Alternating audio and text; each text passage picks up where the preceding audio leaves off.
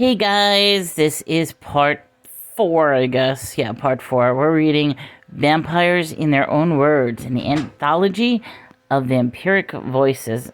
I'm hoping that this will make me happy, because I need a little... But let's see. The magical significance of the vampire. As a Wiccan, pagan, or lightworker, you might be wondering why you should read this book. Vampires are interesting to be sure, but what relevance does the modern vampire community have to you? Simply put, you probably know at least one vampire. In all likelihood, this person knows what they are, but they has never dared to tell the other members of their circle, coven, or study group. Not all vampires are pagan, but there may be a lot of vampires in the pagan and magical communities, because there's a very little understanding or acceptance of vampirism within these communities. Most of those vampires operate in secrecy. If only to better understand these individuals, you should read the articles collected in this book. But there are other reasons. The vampire community, as it has grown and evolved, has started to produce its own particular belief systems. The vampire is a potent mythic archetype, and some people have adopted it as a magical identity in which the same way that the founders of modern witchcraft adopted the term witch. Not everyone in the vampire community makes vampirism a part of their religious path, just as not everybody who is vampire adopts the archetype of the vampire as part of their fashion or self-image. But there are enough magical orders and vampire covens operating now in the United States and abroad to warrant attention as a specific spiritual movement. Most of these have their roots in neo-paganism, although some of these are connected more intimately with the chaos magic or the left-hand path traditions. Quite a few have simply adopted traditional pagan practices to something more palatable to their vampiric experience of the world.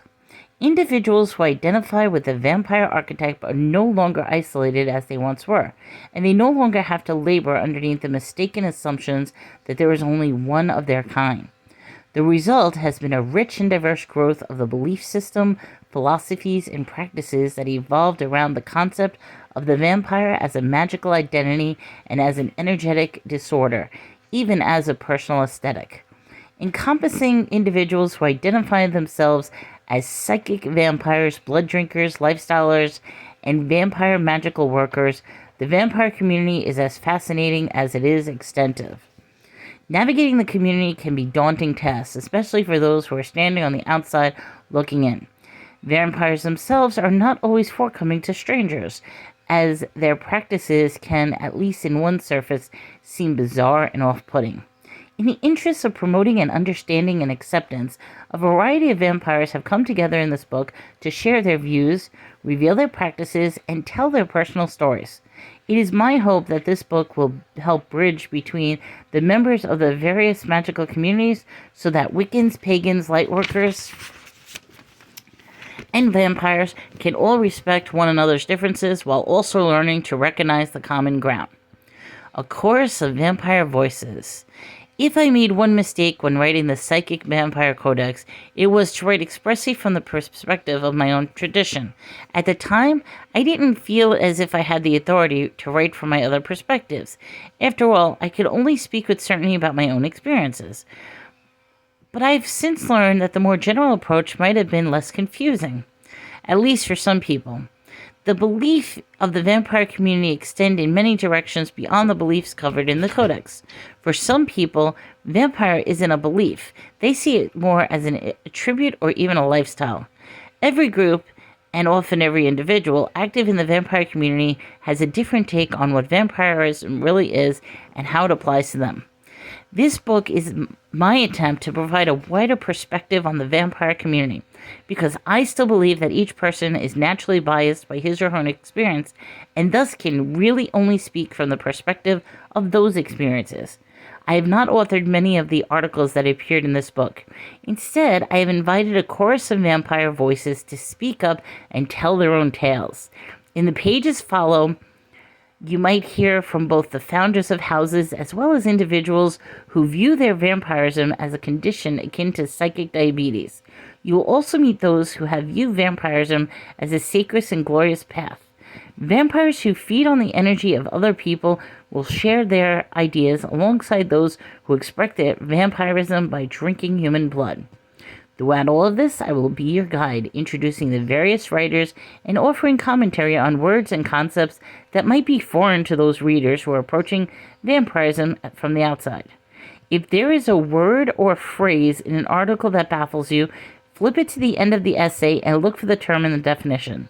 These definitions will help not only to explain unfamiliar terms, but also give the context within the history and development of the vampire community as it exists today. I've done my best to be balanced and fair in these annotations, but please be aware that I can only speak about things that I know myself. I'm speaking from over 15 years of experience now, but I acknowledge that there are details of our history and development that I do not witness, and thus cannot accurately recount. Some groups are very secretive, and so any statements one can make about them are necessarily very generalized and may not encompass nuanced complexities of their actual beliefs. Nevertheless, these annotations remain a solid resource that will provide a starting point for your explorations into the vampire community and its myriad of beliefs.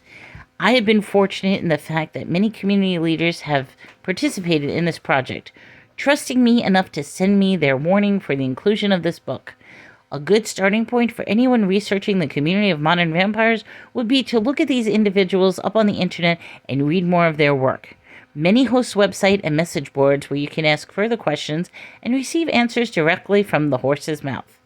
In Section 6, I focus on several individuals as well as their groups. In the spotlight, these community leaders share a little of their personal history, what brought them to the vampire community, how they intercept being a vampire, and why vampires is important to them.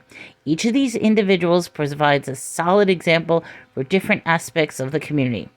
Reverend Victus is a left-hand path occultist. Madame X reveres the fashion and aesthetic of vampires as much as the spiritual dimension. Gabriel X couldn't care less about fashion, but is also very devoted to the idea of the community. And Electa just wants to know the whys of vampirism. I am curious. I haven't read this book, but I know Madame X, she's big in the latex community, so I'm wondering if that's the same one, being that it talks about fashion. But if that's the case, I know who Madame X is. But I'm curious if that's the same one, because that's a pretty popular name.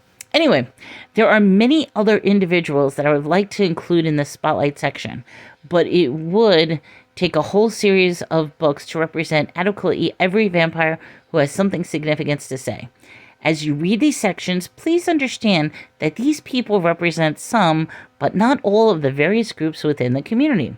As with every aspect of human belief, there are always different ways of doing things and different interpretations. The final section of this book, Section 7, contains articles that look at community from the outside. Many of these are written not even by vampires, although several known members of the community and I have interacted with vampire groups. I collected these articles to put vampires in context for those readers who are looking in from the outside.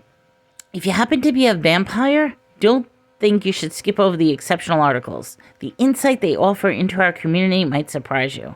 Often, when someone approaches a topic from a totally different perspective, that person sees things that those who are working from the more traditional point of view might miss completely.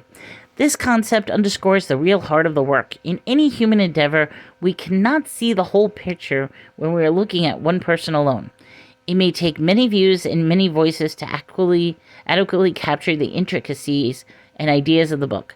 No one writer, myself included, whose work appears in this book, has all the answers about who and what vampires really are.